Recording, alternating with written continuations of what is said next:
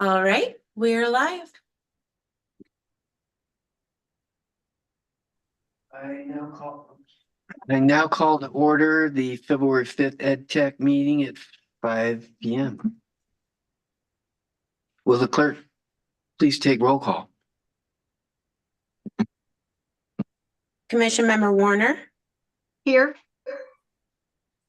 Commission Member Lean, Here. Commission Member Congleton, She emailed me saying she'd be absent today and requesting excusal. okay. Commission Member Peck. Here. Commission Member Moorhead Here. and Commission Member Allen. Here. All right, and Commission Member Case has asked to be excused. We do have a quorum.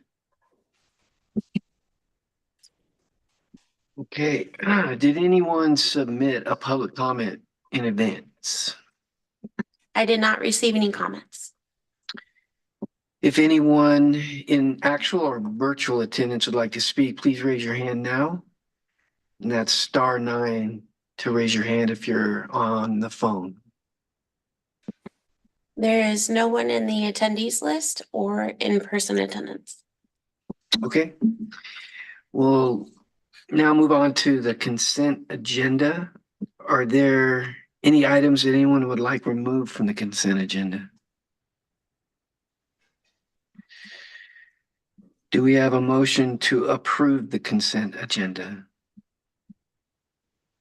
I'd like to make a motion to approve the consent agenda, please. Do we have a second? I second. All those in favor say aye. Aye. Any opposed? Okay, the motion is passed.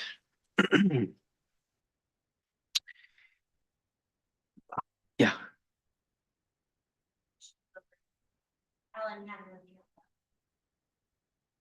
Arlene did. Arlene, do you have a question or comment? No, I don't. We're fine. Okay. So the first item is, I guess we're jumping to the action agenda and the economic development flyers. Mr. Rizzatello. Okay, thank you. So this item was brought to you the last meeting for initial review. So every year we update these flyers as they're utilized to try to attract businesses into the city, especially for the upcoming International Council of Shopping Center Conference in Vegas. So you'll see that we have data flyers and then general business flyers. So basically the general marketing flyer, which is the fourth one, that one, it just has data, some data about our trade area and then information within a 10, 30, and 45-minute drive for last year because the data just came out, and then a snapshot 5 years ahead because a lot of retailers tend to look at those thresholds. The good news is that within the half-hour and 45-minute ones, we continue to get at or above that 70,000 threshold, which is definitely a good deal.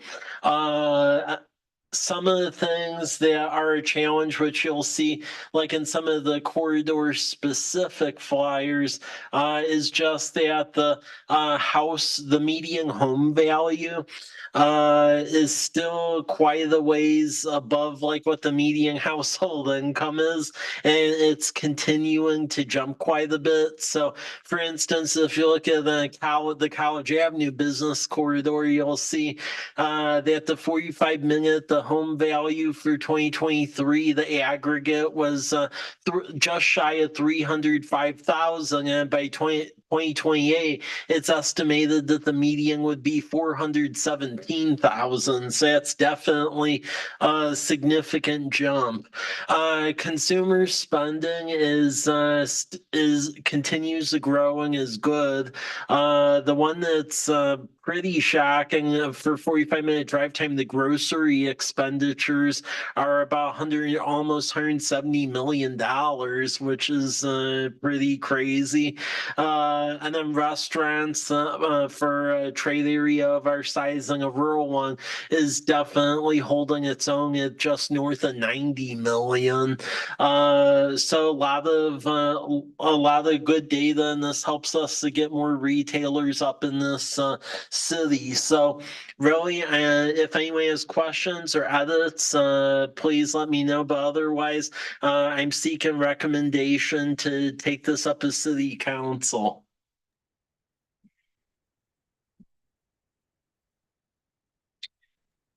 Okay, do we have any questions from any of the commissioners?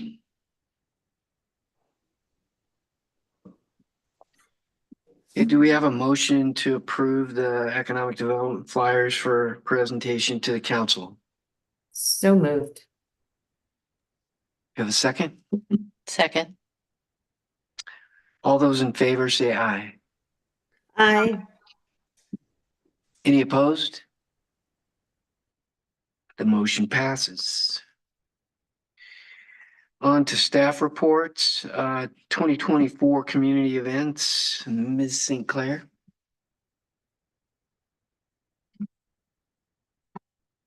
Yes, thank you. So for 2024, we have a community event schedule out. This was in the newsletter and it was also on Facebook earlier today. We have the City Block Party, which is going to be on May 19th from 1 to 6 p.m. The College Place Farmers Market is going to be May 30th through September 26th on Thursdays. That'll be from 4 to 7 p.m. at Kiwanis Park. Movies in the park this year. We're going to have 4 movies, one on June 22nd, one on July 13th, one on August 3rd, and one on August 24th. And those start at sundown. The College Place Freedom Festival is going to be on June 30th from 6 p.m. to 10 p.m. We got the Trunk or Treat, which is going to be on October 31st from 3 p.m. to 6 p.m. And that'll be here at the College Place Municipal Campus. And then Winterfest, which will be December 5th this year from 6 to 8 p.m.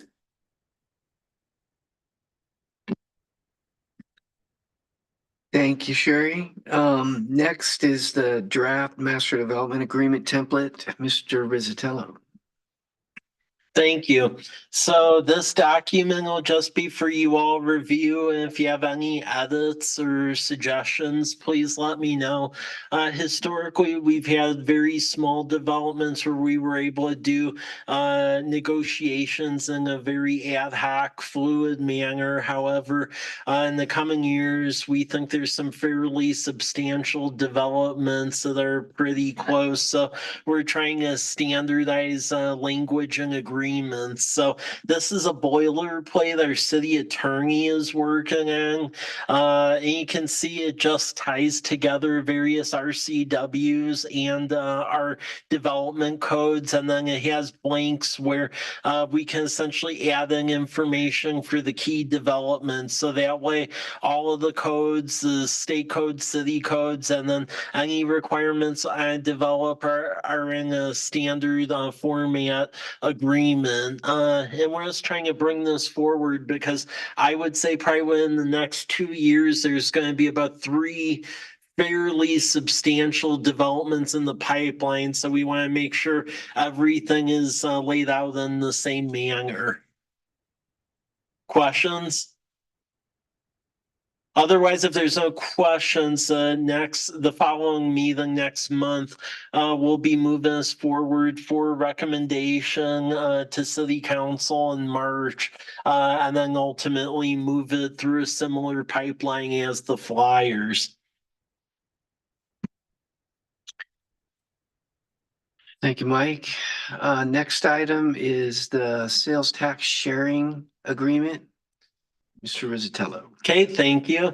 And there was an email went out about this last week when I was asking anyone and everyone to testify in support because we actually didn't think they were actually going to take up the bill. We've been trying to run this the last couple of years and it would hit a brick wall, and now it appears on the move. So the premise behind this is for anyone that's been around a long time. I'm sure folks have heard the story about what happened with the Costco 15 years ago, where Costco originally was going to go behind Home Depot. Then the city of Walla Walla was filing environmental objections, and then sued the city and Costco. And then they pulled out. Then they were going to go to the town center in Walla Walla. And then the city of College Place did the same thing to city of Walla Walla. And then Costco was like, you're both crazy, and left. So just give you a synopsis about the rationale with this. So with the developments I mentioned earlier, what more consumers means is that we're finally getting to a point once again where larger big boxes are starting to look at us, but we want to make sure we aren't assassinating each other because to these retailers, it doesn't really matter if you're in College Place or Walla Walla. It's about the trade area. So all that noise just gets them worn out, and they're like, fine, then go visit us in Tri-Cities if you're going to sabotage yourself. So House Bill 2428, what it is that in the state laws, the current language in the Department of Revenue does not really allow for cities to share sales tax with each other. So that really fuels this like interlocal competition. Now, back where I'm from in Illinois, what we would do to help eliminate that competition is for newer big box stores. So typically around 25,000 square feet or above, if they would go into a given city, what the sales tax would be split with would be based upon several criteria. So population, median household income, and then poverty rate. And those data points would essentially be refreshed every year. Now, while it does beat us on population, as far as like the lower income and then the poverty rate, those would be areas where it would like slide in our favor. So what this bill will do is it will allow us to enter into these agreements. So that way, when we go to these retail conventions, it really eliminates that competition. So we could recruit together because no matter where they go, essentially there's motive for both of us to get them into the valley. So last week, this was at the House Local Government Committee. It passed out of there unanimously. So now it's a House Rules Committee. I'm actually going to Olympia tomorrow because I'm going to testify on that when it gets to rules, and that's supposed to reach the full House later this week. So as you go on the webpage for this, continue to file remote testimony for this so it actually makes it through. And then also, if it makes it out of the House, how it works on the state legislative level is that the same bill then has to go through the same process on the Senate side. So it isn't where it's like, oh, you go through one house and the governor signs it and you're done. And it's actually a very, very long process. So it's going to be a rules committee this week, then it goes to full house this week, and then it crosses over to the state Senate and does the same thing. And then if it gets voted out of there, then the governor signs it, and then we're all good. But this is a very important bill because really we're on the cusp of getting a lot of these retailers here. But that stuff that went on 15 years ago can really no longer stand. We need to get over that. And there's other cities that this is going to help. So So Aberdeen and Hoquiam, and then Olympia, Tumwater, Lacey, and Wenatchee in the east, Wenatchee are in the same boat. So pretty much a bunch of cities are trying to get this thing going. So I'll email you all as this thing reaches the various hearing dates, because it's very fluid. But any written testimony that you could provide would be great, because I really think if this thing is going to go, it's going to be this legislative year, because we're in the short session. When you're in the odd numbered years, that's when you have longer session, but that's when they tend to fight each other over financial stuff. So this session, with it being an even year, is more for policy level things that don't super affect the budget. So we really have the shot at it this year, and if it doesn't go this year, we're probably going to be stuck for another 2 years trying to move it. So please provide the written testimony so we can get this through. And then in the attached documents, what you'll see is some maps of the lands where we would have this qualify for in College Place, and then Walla Walla, we've already talked with them, and the areas all along Myra Road and then South Myra Road, that would be their area to match our area. So that way, regardless if we get retail players over 20,000 square feet on either side, there's a motive to get them in here and knock it off with the whose side of Myra Road you're on. Yeah. So, but in the case of the map Yeah. for College Place, if Big Box is located in the yellow or pink areas, we would be sharing, not just the green. Correct. And main reason being is because what we're trying to do is make sure the two cities' commercial land masses are about equal, so it's fairly equitable. And if you look at our lands versus, and I think I forgot to include this, but City of Walla Walla mapped it out, and when you take into account the town center and then all that stuff on South Myra, if they punch Myra Road through, plus all the land going north toward La Quinta, it ends up being the same amount of acreage. Thank you. Another comment. Yeah. When I clicked on the link in your email, you get to the state page for the legislation. Yeah. And I did not personally see where you go to click and enter in testimony. Well, by the time I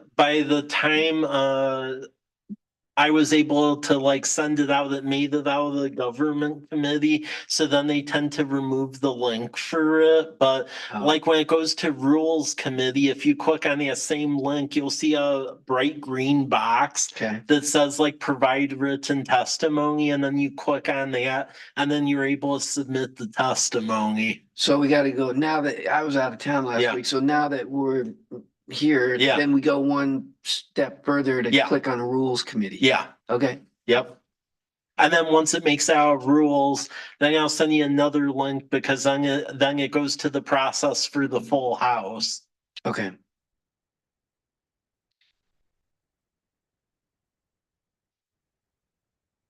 Any other questions on the sales tax sharing agreement? Okay, next is draft industrial property tax exemption proposal, Mr. Zatello. Thank you. So this item is important because, again, we're trying to look for incentives to get family wage jobs here into the city. And what this is a couple of years back, they passed an incentive where if you end up with industrial property, essentially with an improvement value over $800,000, and then family wage jobs, you could offer limited property tax exemption through the county on the improvements, not the land, as long as the family wages were above like what they viewed as a living wage.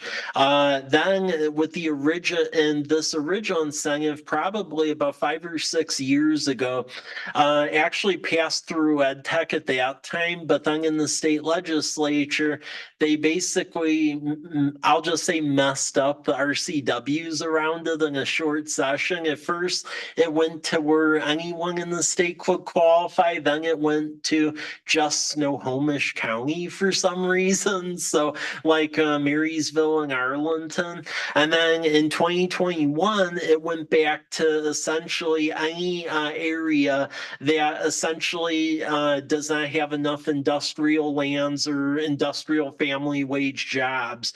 And in our city, prior to Martin Airfield being brought into the city, we only had 3 acres of industrial land in the whole city. They had industrial property at Whitman and Evans, where essentially racket maintenance sources at. Now that we have Martin Airfield and they're trying to get the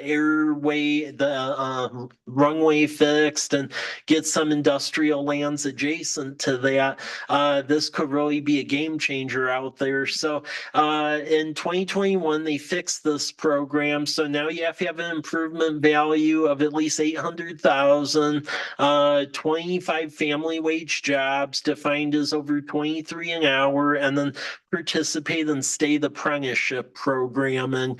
But basically looking to bring this incentive and codify it in our municipal code and then narrow it down to the Whitman corridor, since that's where it would apply to. So that way, if there are light industrial things that essentially jive with what's going on at the airport, we have lever to pull to try to get them here. Because the hard thing for a lot of these industrial jobs is that, frankly, Washington is notorious for having really bad incentive programming. So for instance, if you're an industrial company, you can go over to the state of Oregon and they have a program over there called Enterprise E-commerce Zone, where not only can they abate property taxes, but they can abate equipment, payroll for a year, a lot of things. So it gets very challenging to get like skilled jobs, especially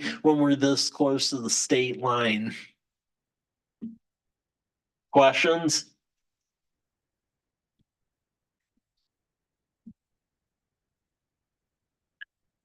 Okay, thanks, Mike. The next item is the Visit Walla Walla Regional Tourism Strategy. Mr. Zatello. Thank you. So I just wanted to bring this to your attention. So Visit Walla Walla, they end up getting a tourism grant from the new state tourism agency. And that's really important because really up until 2 years ago, we were like the only state that didn't really do anything with tourism because they gutted it during the recession and didn't bring it back till recently. So they end up getting a grant to essentially develop a vision, roadmap, things they want to promote, and then some various projects. Because coming out of this, there's also going to be some, there's smaller grants, but I mean, they're still usable to do things to implement the vision and things. So this is a draft vision. I know Commissioner Peck has been at some of those meetings. Commissioner Congleton was just at the meeting last week, and then I've been at them because the key thing I'm trying to make sure of is that they cover College Place. Because I remember when I first got hired here, the regional visitors guide actually mentioned Walla Walla, Milton, Dayton, Waitsburg, and there was actually no mention of College Place is like a entity or anything. So we've definitely have stepped up from the olden days, but trying to make sure there's not a regression backwards. So I'll keep this commission apprised to what's going on. event, but the last meeting I was at last week, they broke into work groups around basically cultural and heritage wayfinding, overarching program committee, and then also a branding committee. They're considering to do like unify the branding across the valley, and then also wanting to aggregate experiences and events and such. So a lot of work is going on with this year, but it's key we stay at the table because it's old adage, you're either at the table or on the menu. So Well said. Thank you, Mike. And next is the February 2024 development update. Mr. Rizzatello. thank you. I will briefly go over all of these projects. Again, just going back in history. Once you have the project title on them, those are ones where there's either non-disclosure agreements or just general communication where they aren't willing to go public yet. And then once they have names, they're fine too. But with the code names, you typically can figure them out. Project Inspire, that's the project wanting to go into the remaining half of the Chipotle building. They continue to work on turning documents to pull the permits, but they'll be going to have that building full. Burger King, it is open and it is very crowded, so it appears to be doing really good. So they're open 6 a.m. to midnight, so it's open pretty long. Behind Home Depot, we are still working with the property owner and that developer on a development agreement. Likely that template you all saw, that's going to encapsulate a lot of it when we get to the end stage there. And that hotel is tying up a lot of other stuff that would go on the remainder of that parcel. So Project Bullseye, this one is key because, again, going back to my sales tax comments, we don't want to get into this like turf war, so it's essential we get that through because Project Bullseye is a good example of that. Project OPH, that one, there is a signed option agreement. It's based on the hotel going in, so that's why the hotel is the most important. Project Q is on some real estate that the university has. There's no update, but I'm hearing that they keep communicating, so that's good. Project Y.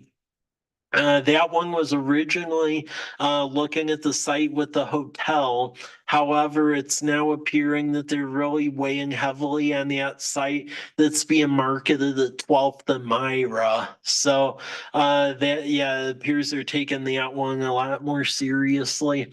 Project MP, that's like a longer term stay hotel, but it's a nice one. They continue to do some due diligence on the properties adjoining Hop Thief, and I would expect something to be turned in by the summer.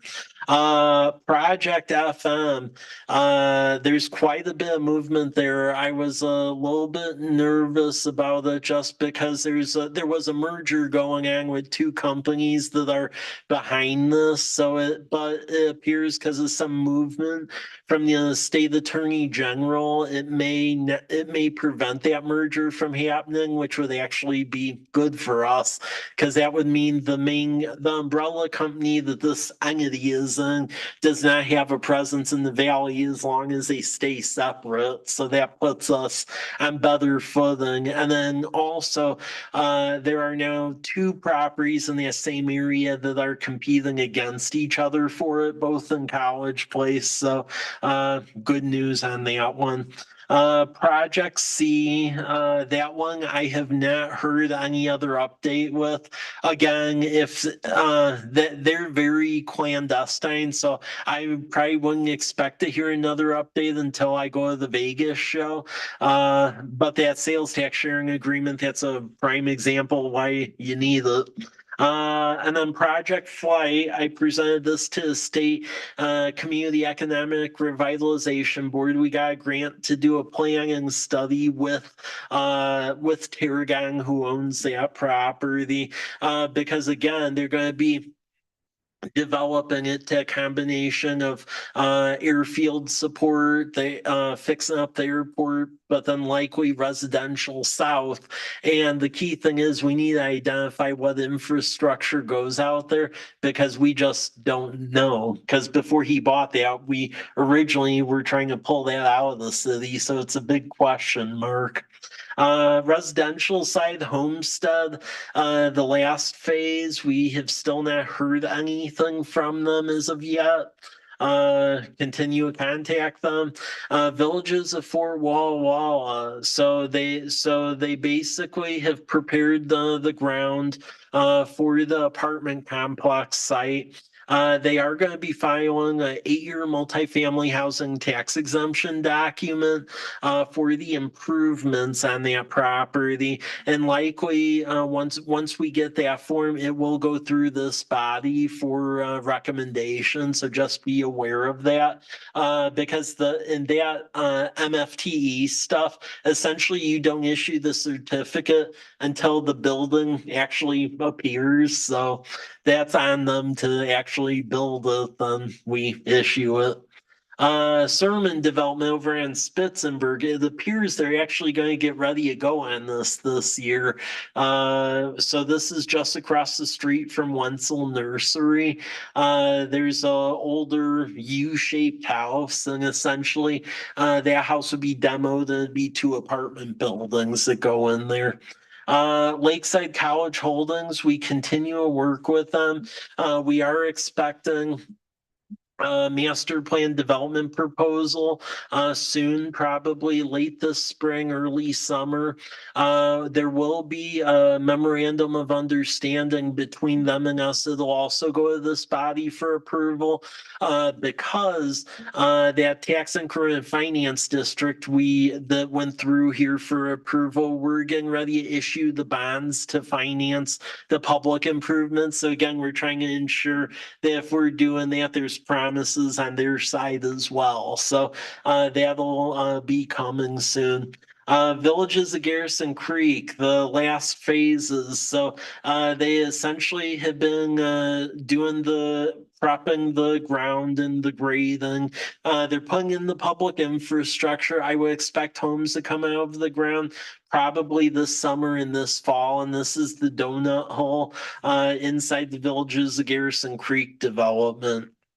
The only thing that's a little weird with this development, and I just want to put it out for the public communication on this, is that so the company that owns this thing, it's Many Waters LLC out of Montana. And the thing is, when you have companies out of Montana, they don't really have to say who the governor is. So we don't really know the people behind it, which is a little strange.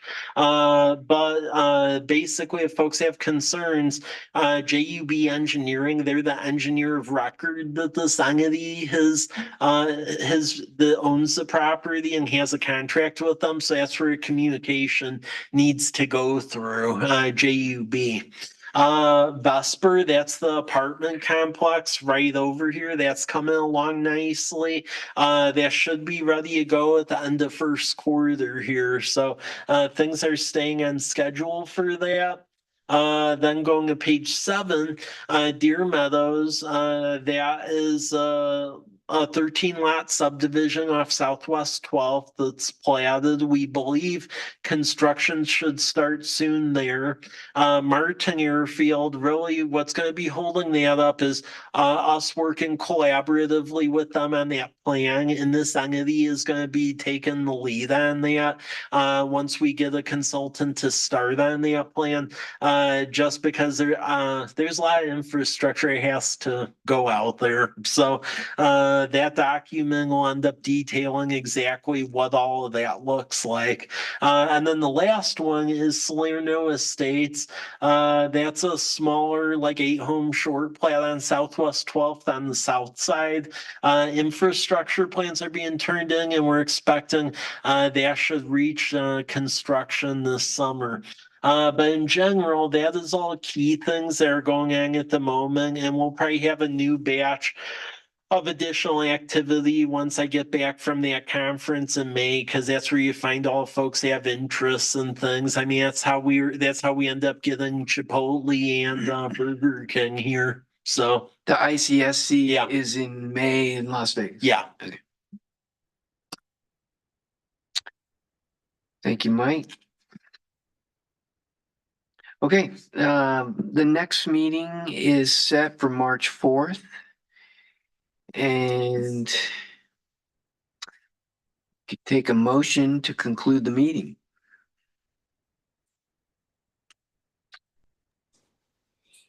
I'd like to make a motion to conclude our meeting. I Thank you, second that Kathleen. motion. Second. Do we have a second? Oh, Arlene did, I'm sorry. All right. Then if there's no objection, this meeting is now concluded at 5:35 p.m.